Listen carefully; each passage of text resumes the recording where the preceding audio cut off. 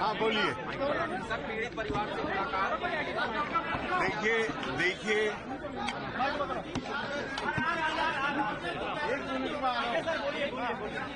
देखिए ये तो मैंने उनसे ये कहा कि ये तो ऐसा दुख है, इसे शब्दों में भी व्यक्त नहीं किया जा सकता। तो मैंने उनसे कहा भाई हम आपका दुख नहीं तो कम हो नहीं सकता, हम आपके दुख में शरीक हैं और मैं ही शरीक नहीं हूँ, पूरा देश शरीक है इस दुख में।